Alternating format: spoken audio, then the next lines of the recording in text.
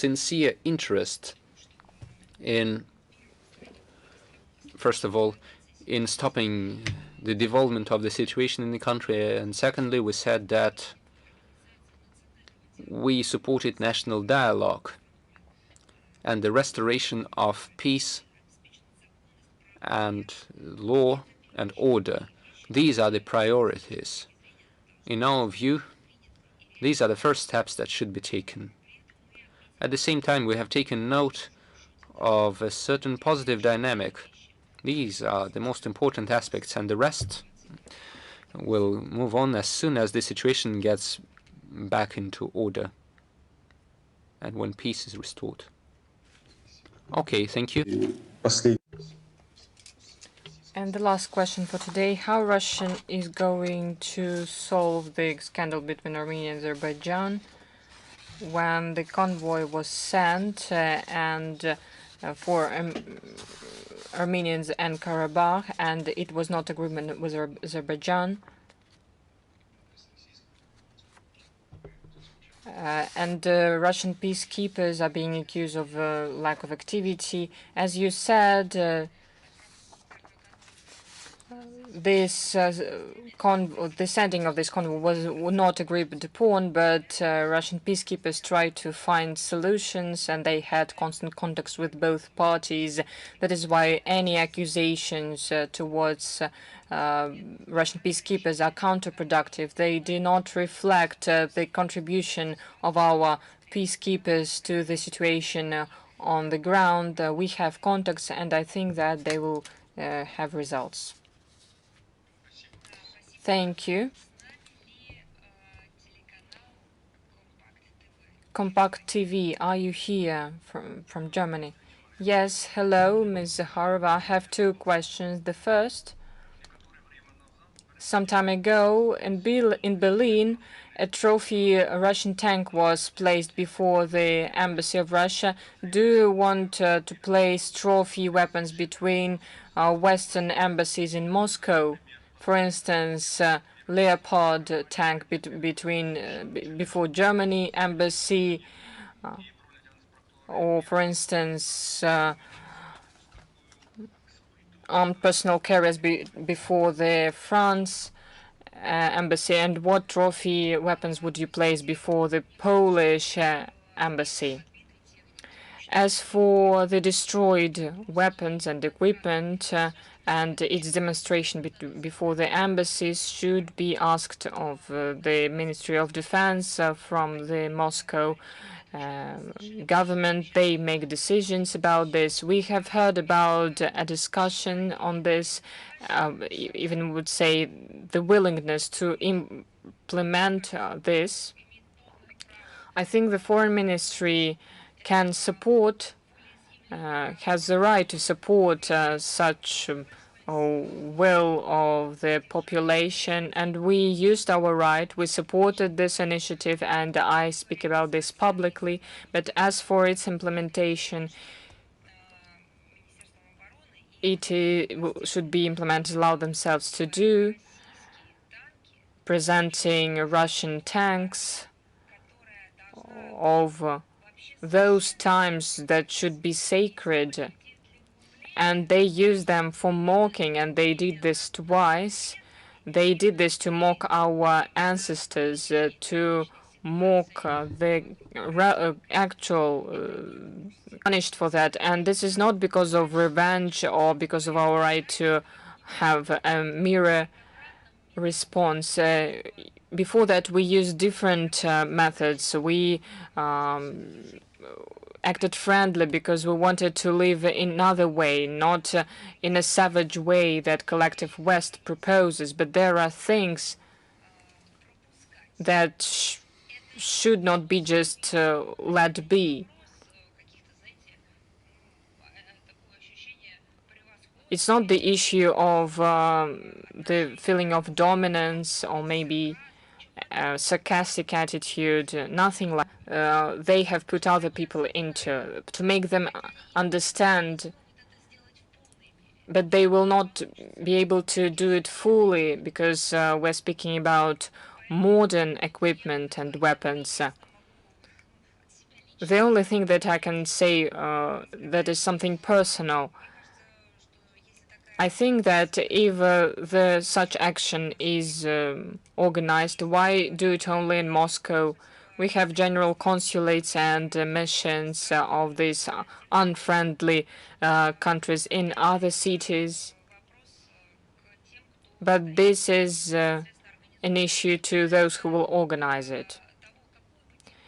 As for the equipment that will be placed, actually, I don't think about this. This is not a question to me. I'm not an expert in equipment. This is a question to those who will implement this. Thank you. And the next question. Everything was said already and was already published. It's a question about the Russia-Africa summit. German media say that it was a failure because not all the presidents arrived. We would like to use the opportunity to ask you what were the best results of the summit, because we in Germany present the information without any censorship. Well, I think that NATO summit was a failure if we're speaking about. It was a demonstration of lack of understanding among everyone who was there. It presented to all the world the dictator and the monster that the West created, and that they even didn't include in their ranks. He didn't, and he can just not talk with all those people who were there. It was a real failure. But as for the Russia-Africa summit, it was a success. It was a such scale that NATO cannot even imagine. Yes, I understand that today's summits are organized behind the closed. It was an innovation summit. I think this is a real summit of future because it had the high-level meetings combined with the exhibition of what the agreements were signed about, and before the Expo Center, there was an exposition, and if Western journalists could write the truth, they would tell the people about the organization. But let's see the figures, the facts. You were right, a lot has been said, but maybe we should repeat it. Well, I will provide statistics once again. Official delegation of 48 countries participated in it. 27 countries were represented at the level of the first and second figures. So 5 biggest integrational associations of the continent were represented. 2 plenary sessions were organized. The participants declared their commitment to create a new, more just, multipolar architecture of the world on the basis of sovereign equality of states and mutually beneficial cooperation. This is the most important idea for the modern world, because unfortunately, now this idea doesn't sound anywhere else. Before that, we heard it from international organizations, the UN system, but now even the UN doesn't use such words as justice, speaking about the world order. They speak rarely about the truth, sovereign equality of state in practice. But this summit reincarnated all of these things and showed how many states and regional structures only in Russia and Africa are committed to that. And if we combine it to the all global South states, will receive the majority in the world. 5 key documents were adopted. I will not name all of them. 4 declaration and a plan of action in the form of partnership Russia-Africa for the 3 future years. 2 documents with the leading African integrational associations were signed. A memorandum of understanding between the government of the Russian Federation and the Intergovernmental Authority on Development on the basis of mutual relations and cooperation, and memorandum of understanding between the government of the Russian Federation and the Economic Community of Central African States on the basis of mutual relations and cooperation. 9,000 participants, representatives of media, 2,000 media representatives, journalists. There were not only representatives of Russia and African continent, there were representatives of other continents.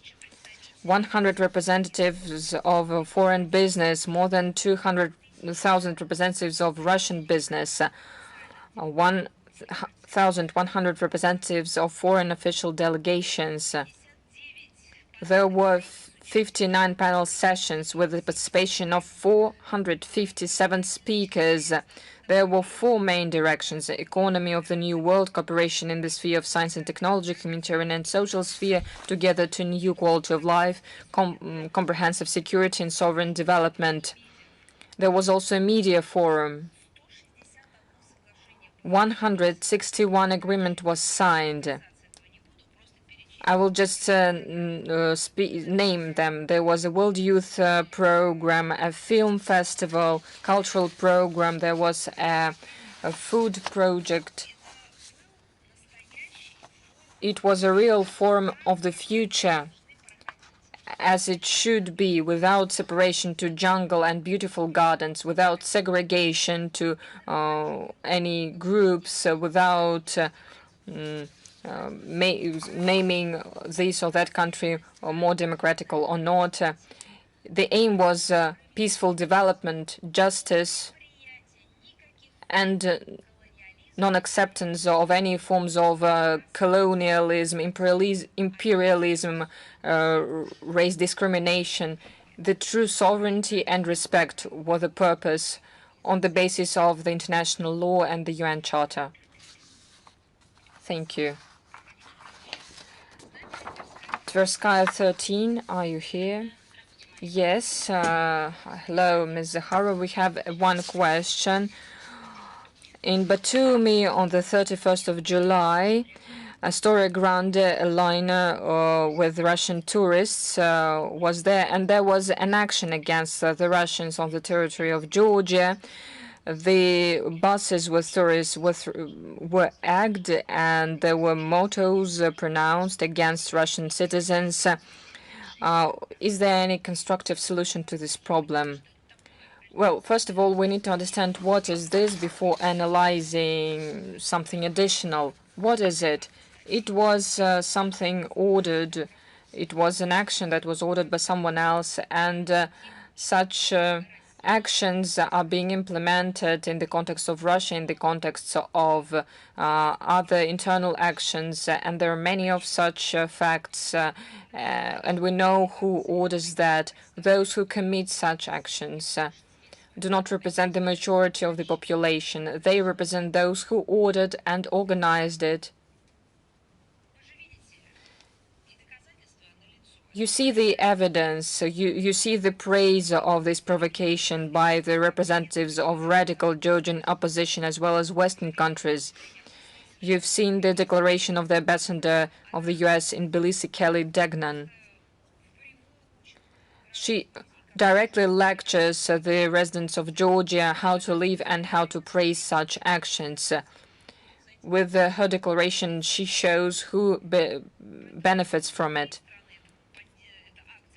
Inside requests from Georgian citizens that say that this was a provocation and it was unacceptable. As a country, they have nothing to do with it. We always receive such messages. Just remember what happened when air connection was restored. If you want to use this connection, use it. Because if you wanted to use this connection before, you wanted to use third countries to reach Georgia. And now we have an opportunity for a direct connection between Georgia and Russia.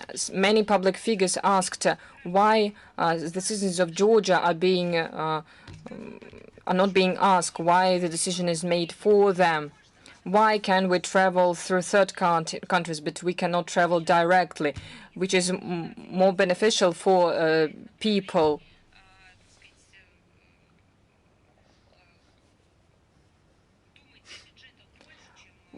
We should think about the budget, and people should think more about the money they have than before.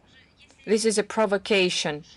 If people did it from heart, they would think about their loved ones. They would think about the money that Russian tourism provides and what opportunities Russian market provides. They would think about their relatives, their friends that are connected by history with two countries, that are connected by families, by relatives. This is it. That's a classic provocation that was paid by someone else. Thank you. Thank you. Virelk, are you here? Hello, Ms. Zahara. Please do not ask questions that I have already answered. I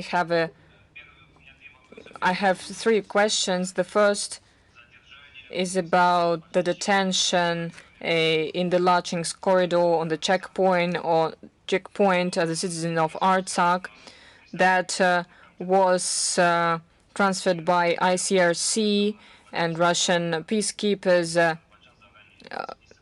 He was detained by Russian forces, and the Baku introduced him into the list who ICRC was going to transfer. What is done to him?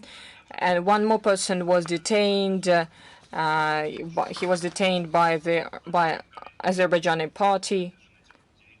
What will be done for these people?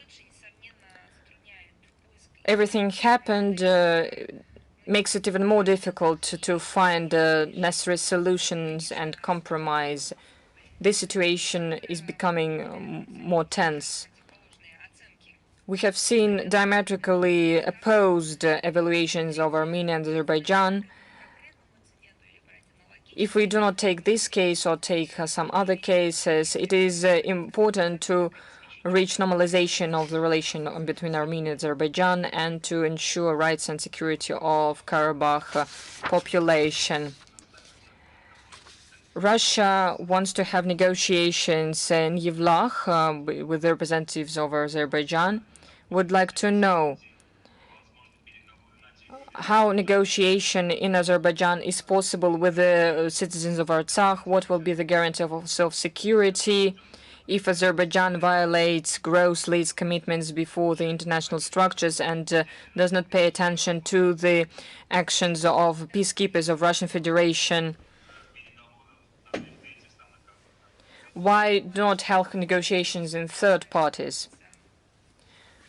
Well, I understand that journalists that are on different parties on the conflict, I'm speaking about different types of conflicts in the different phases, hot or cold phases,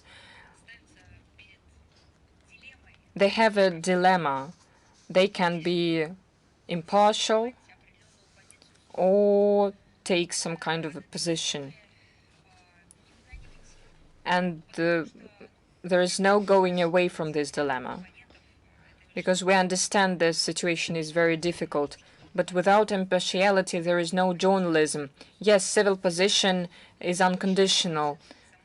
There is also an individual evaluation, but journalism means that people should be impartial. We need to understand that such phrases that look like mottos, that they will not help. They will only create new questions and new provocations. That is why I please ask you, and not only you, but everyone, if you ask questions, please be impartial and objective, and don't make it like a declaration, but like a question. Yes, but I'm describing the situation of the fact the person has been detained. I didn't add anything here. I did not make up what Svartsakh said. I think you're such an experienced journalist that you're well aware of what I'm talking about. Now, let me move on to the answer.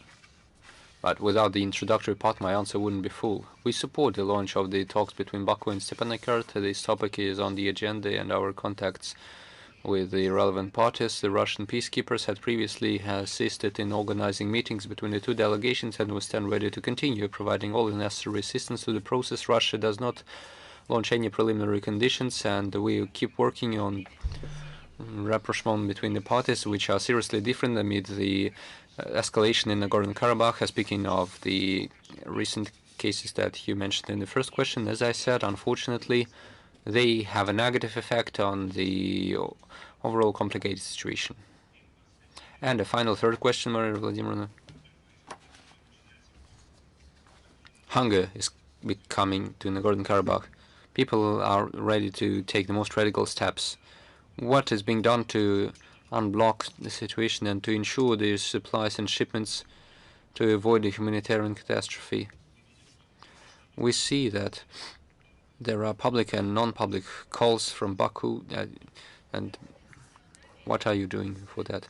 We are working with the parties, and even though you say that public calls do not work, we once again reaffirm our readiness to unblock the Lachin corridor and to ensure the necessary conditions for the life of the local population. Much depends on the political will and the readiness to find compromise. And in this case, we can de-escalate, and for that we work with the parties. Thank you. Thank you. Is the voice of the fatherland with us?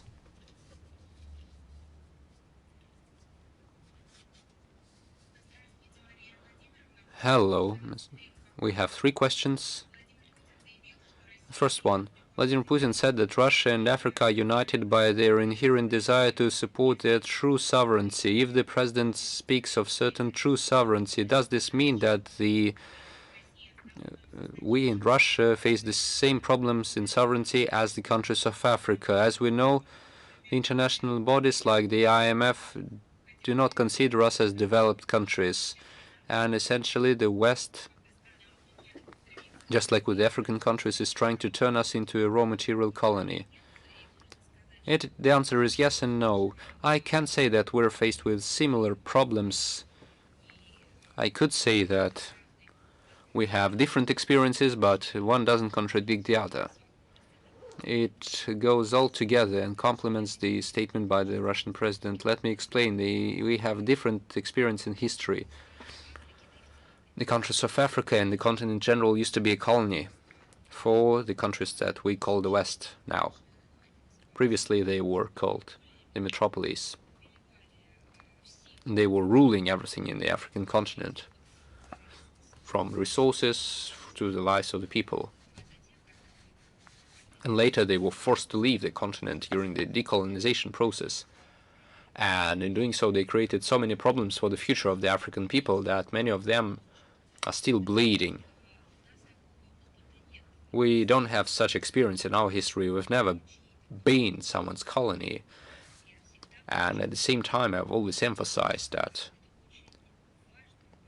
it is important to remind ourselves now we've never been colonizers. At the same time, in this situation, we have a common understanding and a common vision that is rooted deep in our past. Despite our different experiences, we have the same view, and we believe that it is unacceptable to revive the colonial system, to revive imperialism, to revive and reincarnate in any way and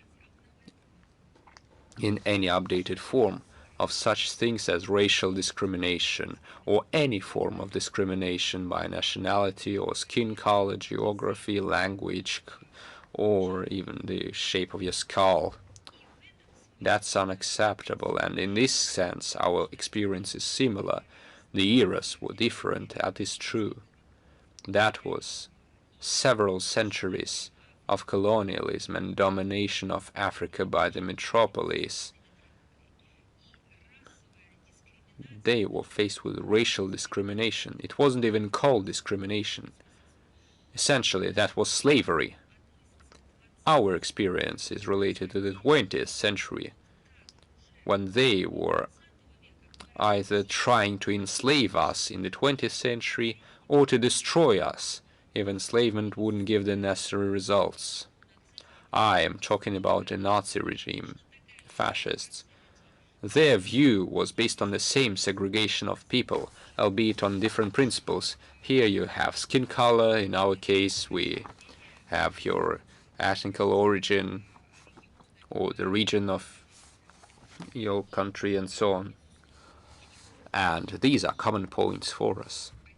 And even though our experience is different but similar at the same time, it all shows that it is unacceptable to segregate people by any principle. It is unacceptable to dominate anyone, to enslave anyone. We have a common path. We have all gone through the decolonization process. There would be no decolonization without the Soviet Union. This isn't only about the fight against the fight of these countries against the colonizers. Our support also meant helping these countries after obtaining independence. You must understand that after being colonies for many centuries and upon getting independence, it was very easy to lose due to the factors that I mentioned, due to the great number of problems created by the colonizers that left Africa. The problems were caused by the poverty that they themselves provoked. The problems were related to the political youth of these countries. It was only thanks to the support of a strong and reliable friend. I'm not even calling this partner, a friend. This was a guarantee for them to retain their independence, a guarantee that they would not lose their independence and that we would continue moving along this path. This is what the Soviet Union did for the African continent, and all of this together explains the similarity of our views of true sovereignty, to quote President Putin. Thank you. Now the next question. President Putin also said that the brains of millions of people are being washed by the representatives of the fourth power of the media. What did the president mean exactly? And did the foreign ministry experience such problems when the information was deliberately distorted within Russia? Yes, we did, and we live in that, and that's what the president was talking about. The real events are distorted by the mass media of the Western mainstream to a point when reality is impossible to learn, and the perception of the distorted reality is addressed to the audiences of the Western countries and the audiences of the countries where Western mainstream media broadcast or where they have direct agreements to exchange information packages. And they are shaping the reality by affecting the audiences. This is a closed circle. We live in that. We have the anti-fake section on the website of the ministry, and we will publish our text there. Every day we publish reviews that debunk a great number of articles of such disinformative nature. There is a great number of videos that contain openly anti-Russian sentiment. And this didn't start in 2022 or 2014. Previously, they simply didn't provide any positive news from Russia. They didn't say anything about Russia at all. They either reported on something related to crime or corruption or something ridiculous.